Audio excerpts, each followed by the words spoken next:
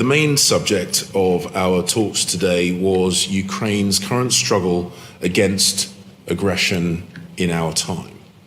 From the onset of this crisis, Britain and America have worked hand in glove to help our Ukrainian friends defend their homeland against Putin's aggression. Ukraine's heroic armed forces have liberated thousands of square miles, and I have no doubt they can win in their battle for freedom. As you will have seen, Britain has decided to accelerate our support, including the supply to Ukraine of main battle tanks, heavy artillery, and other military systems.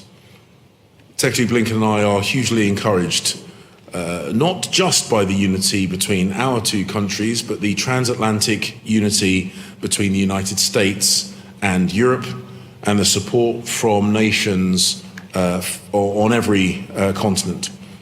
Almost a year after Russia's attack against Ukraine, which broke the fundamental principles of international law, and we see them committing acts of barbarism wherever they advance. What we see is dozens of countries supplying Ukraine with weapons and enforcing sanctions against Russia.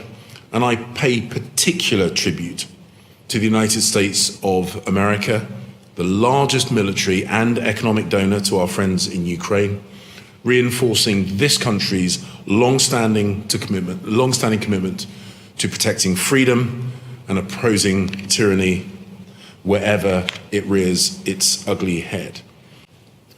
Britain and America share a steadfast commitment to peace and security in the Indo-Pacific. And the AUKUS partnership, a decade-long project to provide a nuclear-powered, conventionally armed submarine capability to Australia, is only possible because of the unique bond of trust between us. We also spoke about Northern Ireland and our negotiations with the EU and our efforts to resolve the issues of the Northern Ireland Protocol. And we recognise the interest that the President of the United States has on this issue, and his desire, which is shared, of course, by us, to see the institutions of the Northern Ireland back up and running.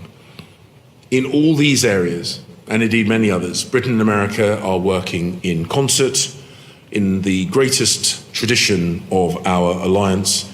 And I thank you, Secretary Blinken, once again for the opportunity to discuss these issues here in Washington. The United States of America is the single largest donor of military and economic aid to support Ukraine's self-defense of any country in the world. The UK is very proud to be number 2 in that pecking order. And it's very easy to get focused on individual equipment types. And of course, tanks are the headline of today.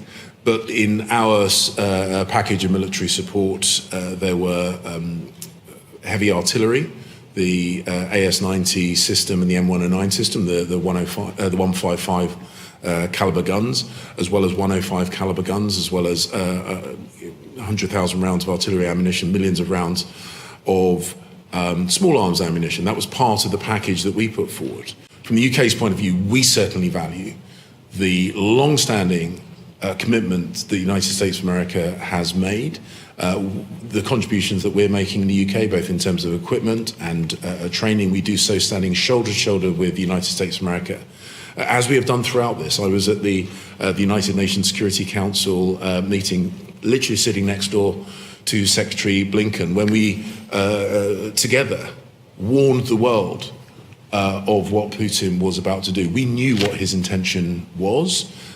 We provided that warning to the world, and we have both physically and metaphorically been shoulder to shoulder in our condemnation of Putin's actions and our support to Ukraine ever since. And I think it's really important the American people recognise what their own government is doing in support of freedom and in opposition to this aggression and oppression.